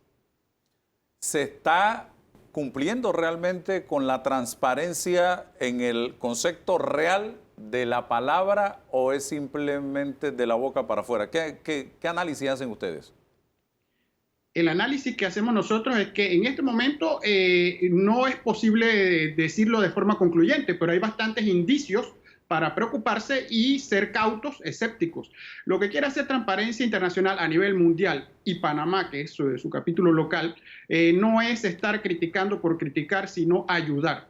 Y llamar la atención de que en tiempos difíciles como los que vivimos, donde hay autoridades que están haciendo lo mejor posible, no debemos olvidar que es importante que se mantenga no solo el tema de la transparencia como concepto, sino cómo se desdobla eso. Es en el asunto de informar al público lo que se está haciendo y auditar eso que está haciendo, porque no basta solo decirlo, y rendir adecuadas cuentas. Estamos en un momento interesante, estamos en excepciones de las excepciones, y eso siempre ha sido históricamente, con pandemia o sin pandemia, un caldo de cultivo para la corrupción. Sí, se están haciendo muchas compras directas. Hemos dejado de lado el tema de las licitaciones precisamente por cuestiones de tiempo. ¿Cómo manejar esto, don Carlos? Nuevamente, eso es entendible desde un punto de vista meramente conceptual. La gente no está en estos momentos para conceptos, la gente quiere asuntos prácticos y que le resuelva. Pero debemos dar un paso atrás y meditar. El apuro trae cansancio. Esta agilidad y flexibilidad que es necesaria, no decimos que no lo es necesaria, tiene que a su vez tener cuidados. Y Transparencia Panamá ha propuesto, ha diseñado un plan de 4 puntos relativamente sencillos de decir, más difíciles de hacer, donde cualquier entidad gubernamental se pueda apoyar para hacer mejor su trabajo. Y si me permite, te puedo decir exactamente cuáles son para conocimiento del público, obviamente. El primero, se trata de que la información esté centralizada y sea toda la información necesaria. ¿Qué quiere decir esto? Que esté centralizada en un lugar. Ahora mismo el lugar número 1 es Panamá Compras. También ha hecho un esfuerzo interesante ANTAI para tener un registro donde aparezcan estas contrataciones. Sin embargo, ¿qué observamos? No todo está allí, en ninguno de los dos. Es importante que eso se centralice porque de ahí es donde parte la ciudadanía, ustedes los periodistas y en general cualquier interesado, para comenzar a obtener la información necesaria para que la transparencia tenga contenido. El segundo es cuidarse de que no haya monopolios ni haya temas muy típicos de problemas de emergencia o en este caso de pandemia, de que haya una especulación con los precios. Ahí entran 2 entidades importantes panameñas que son ACODECO para evitar que haya monopolios y colusión, y está entre el Ministerio Público porque este tema en contrataciones, incluso en las excepciones de contrataciones, puede ser incluso delictivo y el Ministerio Público es el encargado.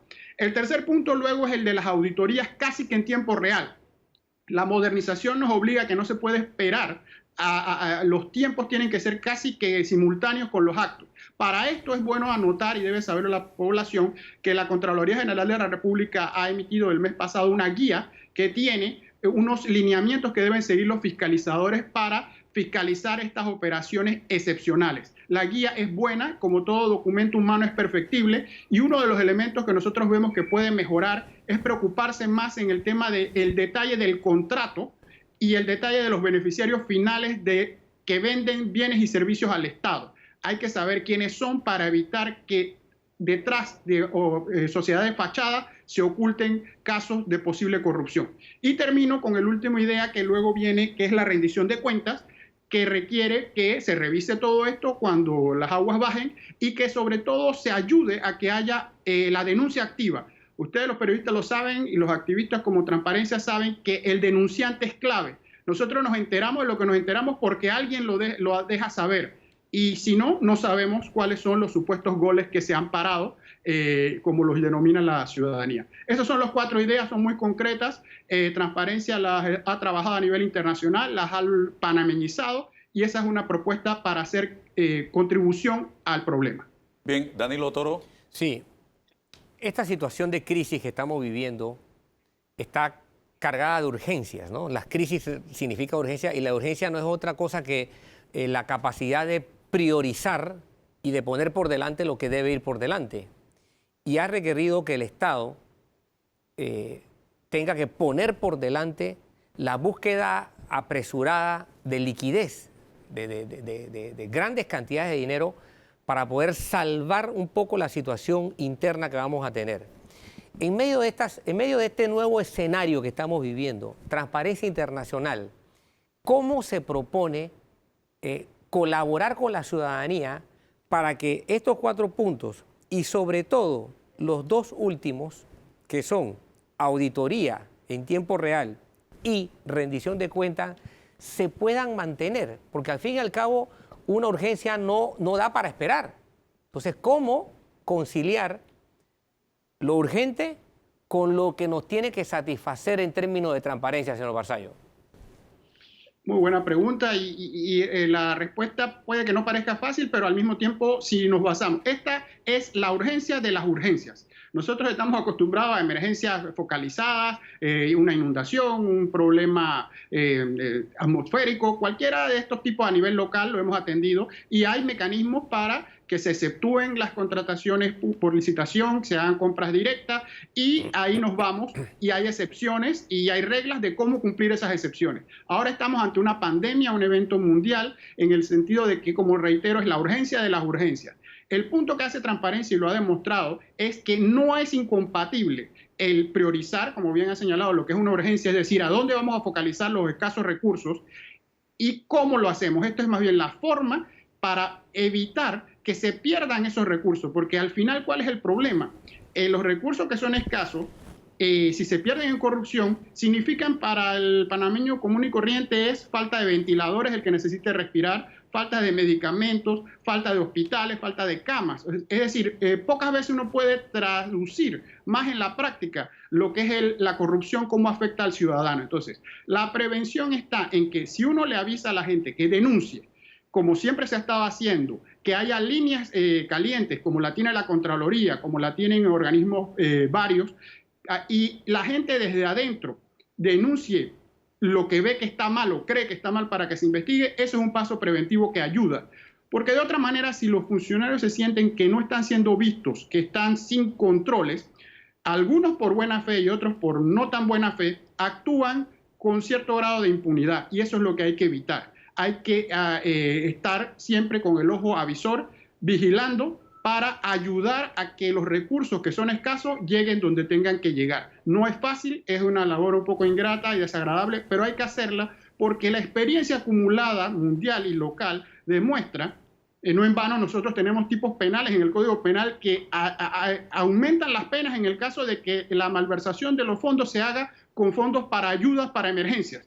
Y eso no se puso allí porque lo inventó el ser humano, sino porque lo hemos vivido, de que producto de emergencias la gente se apropia indebidamente de las ayudas. Entonces, sabiendo esto, creyendo saber lo que sabemos, hay que ayudarnos todos a que los funcionarios que están haciendo una labor muy difícil se ayudan ellos mismos al saber que están siendo vistos, vigilados. Hay unos estudios que el ser humano reacciona diferente cuando saben que lo están viendo que cuando saben que no lo están viendo.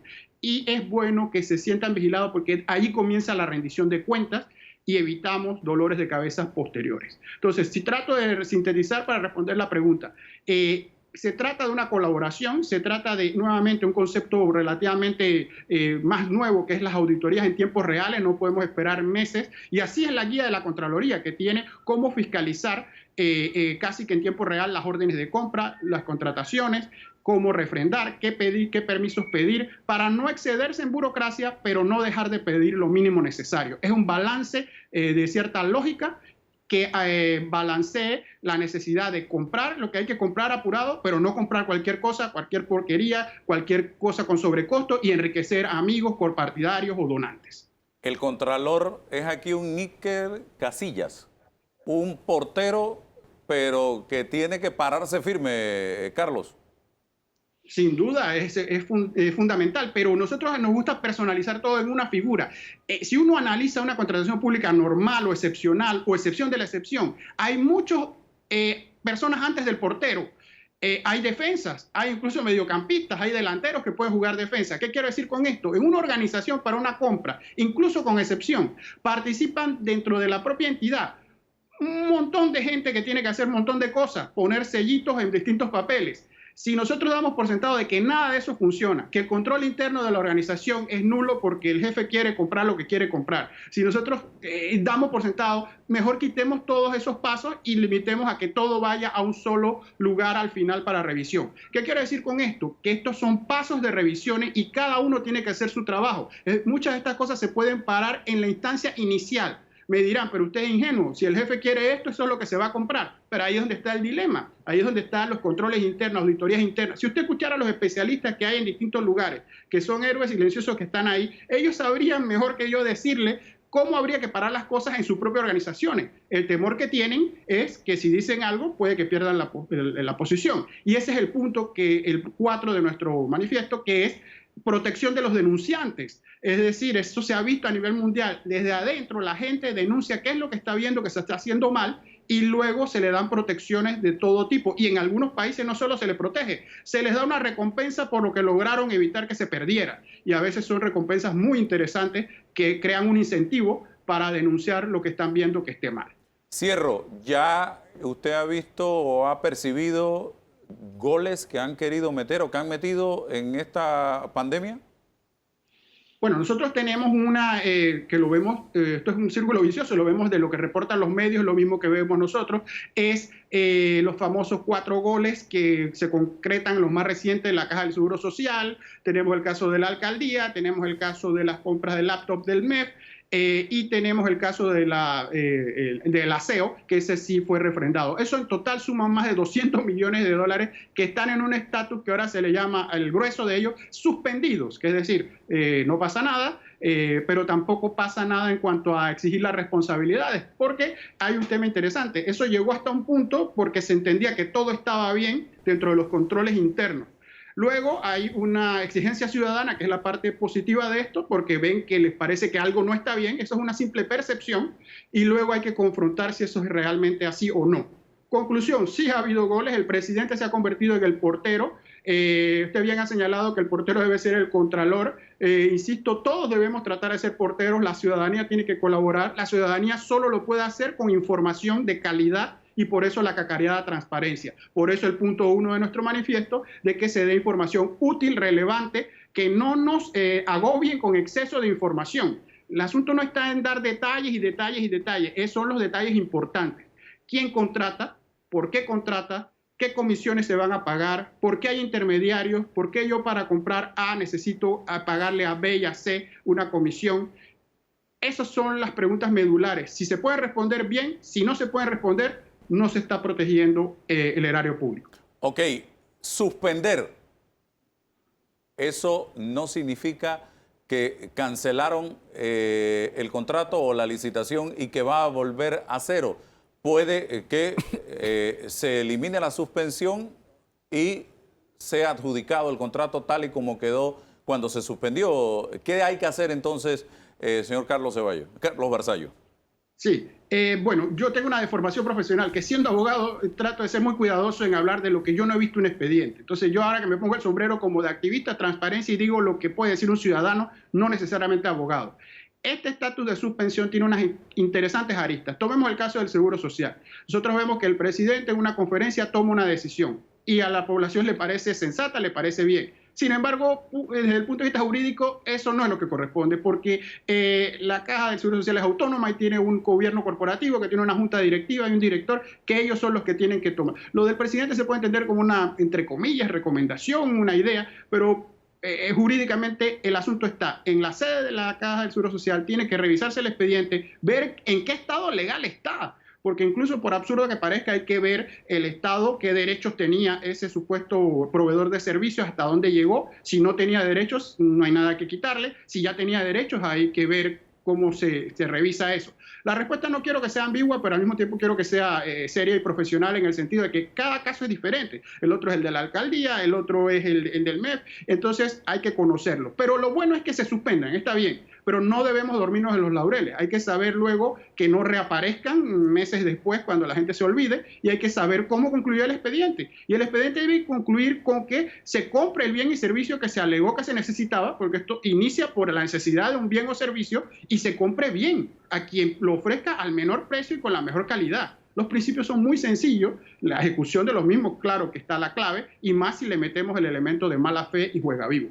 Para eso está entonces el balance, donde periodistas, activistas debemos estar pidiendo permanentemente auditorías y rendición de cuentas. Entonces, suspensiones, no sé ni qué es en el sistema jurídico. Lo que entendemos es que no va a pasar más nada, pero eso tiene que cerrarse esos expedientes desde un punto de vista jurídico con una resolución que los dé por terminado y que inicie una nueva compra, porque no nos olvidemos que el bien se necesitaba. Bueno, muchísimas gracias a Carlos Barzallo de Transparencia Internacional, capítulo de Panamá. Danilo, se nos acabó el tiempo entonces. Si Dios lo permite, el próximo domingo estaremos nuevamente con ustedes. Sigamos las recomendaciones del Ministerio de Salud, seamos obedientes, basta de indisciplina. Tenemos que lograr aplanar la curva o de lo contrario vamos a seguir en esto por mucho tiempo más. Gracias, que pasen un excelente domingo.